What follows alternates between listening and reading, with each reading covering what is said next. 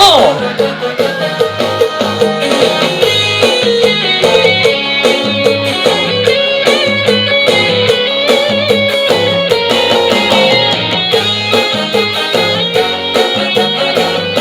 คำสอนสั่งไว้ให้เหตุดีทำดี แต่ก่อนแต่กี้คำนี้เคยมีมาคำสอนสั่งไว้เหตุให้ได้คือว่าให้เหตุบ่ดีหมอนะหกถามหาเหตุดีนั้นนะ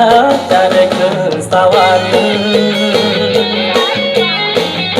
อย่าได้ขี้คานให้มันพักเพียรทำบุญอย่าลืมบุญคุณพ่อแม่ครูบาอาจารย์เหตุดีทำดีคนเก่าสีเล่าก้าวขานสวยบอกลูกบอกหลานให้เหตุดีทำดีแม่นไผ่เหตุดีแม่นไผ่เหตุดีแม่นไผ่เหตุดีเหตุดีได้ขึ้นสวรรค์เหตุดีนำกันเด้อพี่น้องบ้านเฮา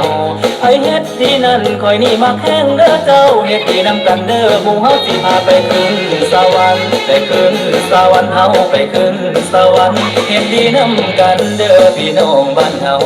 ไปพุ่นกินปลามาพี่กินข้าวมีข่อยมีเจ้าเฮามาเว้าลมกัน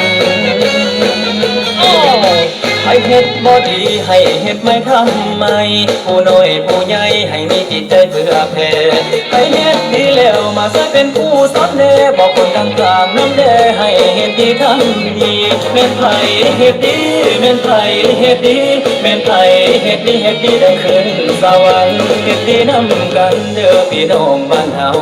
ให้เฮ็ดดีนั้นคอยนี่มาแข่งเด้อเจ้าเฮ็ดดีนำกันเด้อหมู่เฮาสิพาไปขึ้นสวรรค์ไปขึ้นสวรรค์เฮาไปขึ้นสวรรค์เฮ็ดดีนำกันเด้อพี่น้องบ้านเฮาไปบุญกินปลามาพี่กินข้าวมีข่อยมีเจ้าเฮามาเว้าลมกันยกกันเด้อ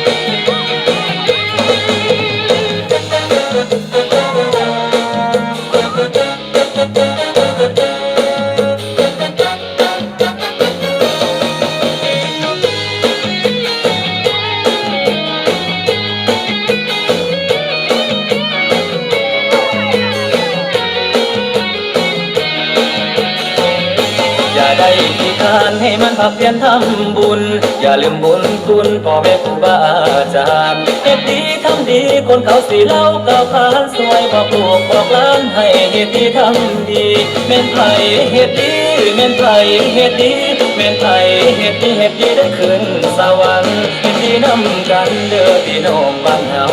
ให้เหตุดีนั้นคอยนี่มาแข่งเด้อเจ้าเหตุดีนำกันเด้อหมู่เฮาสิพาไปขึ้นสวรรค์ไปขึ้นสวรรค์เฮาไปขึ้นสวรรค์เห็นดีนำกันเด้อพี่น้องบ้านเฮา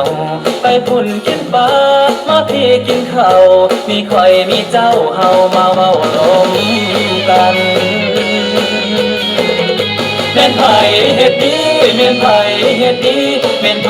เฮ็ดดีสิได้ขึ้นสวรรค์